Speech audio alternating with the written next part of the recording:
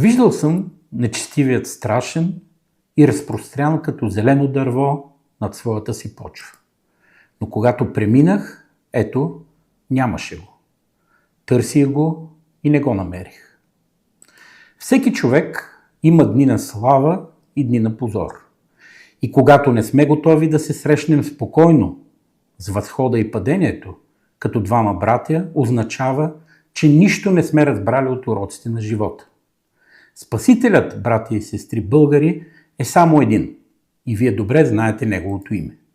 Изричате му тайно името или на глас, когато изпаднете в болест, трудност или беда. Вярвате, че ако има невидим свят, той ще ви чуе и види. Точно тогава, когато вие имате нужда от избавление. Но не забравяйте все пак, че човеците пожелахме да имаме земни господари, които поискахме с цялото си сърце.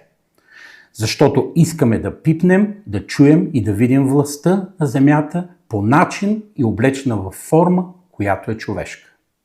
И до свършека на този свят ще издигаме и сваляме човеци като нас, грешници, безумци, подлеци и лицемери, търговци в храма или праведници. Такива, каквито ги разпознаем между нас. Българската политическа среда е готова да премине в качествено нов етап на своето развитие. Предстоящите избори са най-голямото изпитание, пред което сме били изправени от почти 34 години. И не е все едно дали отново ще потънем в заблуждение или ще се възкресим от мъртвите. Същото това изпитание стои пред нашите политици, които вярвам, че съзнават големите и сложни процеси в света и последствията им у нас. Защото ако една от страните в политическата игра на честност не съзнава това, ние няма да излезем от блатото на безвремието. А единственият начин за изход е да започнем да си казваме истината, но не чрез изричане на полуистини или деформирани истини, а честно и открито. Ще опитам да дам пример за това, независимо от цената. Президентът Радев направи заявка за включване в политическата игра. Нека се опитаме да погледнем неутрално и отстрани на тази заявка. За двата си мандата управление, без една година, господин Радев беше неделима част от фактическото и активно управление на страната, проектирано през служебните кабинети. Прокарани бяха около 86 изпълнителни решения през Министерски съвет, които нямат нищо общо с организиране на изборния процес, с изключение на 4 от тях. Надявам се да знаете, че единствената задача на служебните кабинети е организирането на честни избори. А на практика не се проведе нито един честен избор. И всички знаем това. Впрочем, и предстоящи избори са далеч от честността, защото не са уредени нито правилата, нито техническата страна, нито процесуалния ред за подобни гаранции. Вече няма време да бъдат въвеждани, т.е. ще се прегрупират отново. Но този път и президента ще участва в прегрупирането. В прегрупирането, не в друго нещо. Помните ли първото и второто прегрупиране, което се случи пред очите ви? Сега е третото такова. Така работи статуквото. И след като изборните правила, ред и процесуална практика останат същите, то най-голямата глупост е да очакваме промяна. Освен една. Поредната ала-бала. Не мислете, че имам лично отношение към някой. Опитвам се да мисля трезво. И това ме натъжава. Колкото по-лесно е да избегна в безтегловност, като много други, или да пиша дитирамби за прослава на новия лиричен герой. Това не съм аз. Само живата риба плува срещу течението, а мъртвата по течението. Такава, за съжаление, е азбучната истина. Какво забелязах аз в последната реч на президента Радев? Нелепа поза, пълна демагогия и популизъм, гарнирани с висока доза от ниски нива на послания към по-простовати хора. Лично аз не съм сигурен, че господин Радев иска да бъде лидер на лумпенизираната част от българските граждани, Затова си мисля, че той е превърнат в заложник на нечии чужди амбиции. И тези болни страсти подхождат на зависим, наранен, изхабен и комплексиран, но силно агресивен тип, какъвто, например, е старият председател на ДПС.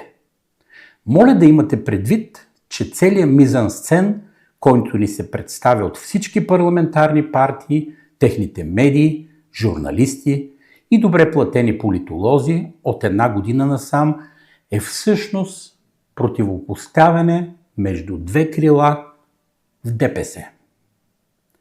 Питам ви, защо цяла България и цялата политическа система е заложник на битката между две престъпни лобита в ДПС? Каква е логиката да разпадаме държавността, интегритета и достиженията на българската държава, само защото два етнически клана се борят за разпределението на порциите в държавата, а абсолютно всички парламентарни и извънпарламентарни сили и партии да застават от едната или от другата страна. И в целият този мизантропски водевил да се включи и самия президент Радев още преди да е изтекал мандата му. Съжалявам, но аз отказвам да участвам в този антибългарски и антидържавен сценарий, защото съм лично убеден, че битката между престъпници, облечени в политически тоги, не е битката за България. И няма как да бъде. Това е национален срам. Ако палачите на прехода искат да проведат честен рицарски двубой между подлеци, нека го направят сами. Аз ще бъда техен съдия, но съучастник никога. Затова казвам да не заемате страна в предстоящата игра на тронове, а да останете хитри като змии и незлобливи като гълъби. Не влизайте в играта на покварени от власт и пари хора, които са лоясали от преяждане с всичко и пречупени от към добродетели. Искам да спра вниманието ви и върху най-голямата заблуда, в която ви вкараха през последната година. Как стана така, че разделителната граница между нас станаха труповете на господин Борисов и господин Пеевски?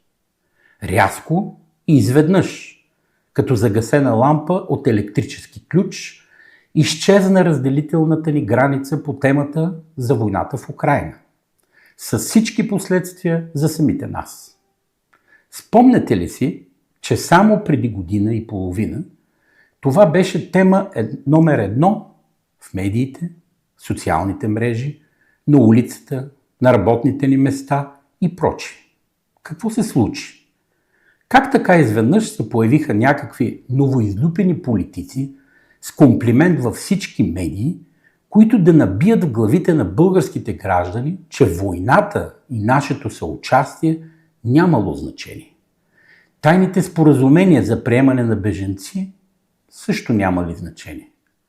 Целенасочената и форсирана смяна на демографския профил на България и тя няма значение. Нямат значение унизителните пенсии, заплати, цени на хранителни стоки, здравеопазването няма значение и почти нищо няма значение. Всичко това отиде в коша за буклук и се замести с основната задача – свалянето на Борисов и Пеевски от власт. Слушам и не вярвам на ушите си, казваше някой, че ако Борисов и Пеевски не са във властта, всичко ще се промени. Сериозно. Значи, ако и няма тях, войната, в която активно участваме, ще спре на мига и България няма да бъде основен донор на смърт в нея. Така ли ще стане? Радев ще се изпъчи пред НАТО и Европейския съюз и всички международни институции и ще заяви урбанистката си ориентация. И никой няма да отчете къде се намира Унгария и къде България. Ще направи един геостратегически лупинг с единственият летящ самолет и това ще изкара от отговорността по всички подписани договори от държавата. Усещате ли как се изгубваме в превода? А усещате ли, че някой умишлено и целенасочено смени разделителната ни граница, която не е борбата с мафията, а войната в Украйна и последиците от нея? А сега си отговорете на въпроса. В коя държава по света мафията е победена? И ние първата такава държава ли ще бъдем? Как мислите? С какво точно се справихме до тук, че мафията остана последната ни работа? Всичко това са пълни глупости. Запомнете от мен и го запишете върху камък. Борбата с мафията е професионална дейност, а не политическа платформа. Тя е системен подход на специализирани органи с висока компетентност за противодействие на организираната престъпност. Политическата воля няма никакво значение, защото този правен институт е отдавна уреден със специален закон, не по-различен от този, който се ползва във всички европейски държави. Нещо повече. Имаме и надграждане на правната уредба, точно с цел преодоляване на политическото влияние именно в тези специални служби. Помислете върху следното. Ако нямаше такава правна уредба и процедури, разбира се, по съгласуване, как ще бъдат ползвани тези служби от който да бил политик? Единствено, че за саморазправа с политически опоненти. За нищо друго. Ако трябва да бъда напълно откровен и независимо кой какви внушения ви прави, българските служби за противодействие на организираната престъпност съгласуват действията си на много високо ниво с европейски правни институти и нямат никаква нужда от вътрешна санкция. Това е уредено с правна норма. Какво ви казвам? Казвам ви, че борбата с мафията е дъвка за наивници. Първо, защото в българската правна уредба няма правна дефиниция на понятието мафия.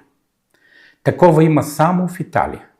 Второ, защото ако нещо не е уредено с закон, не може да има реално преследване на мафиоти.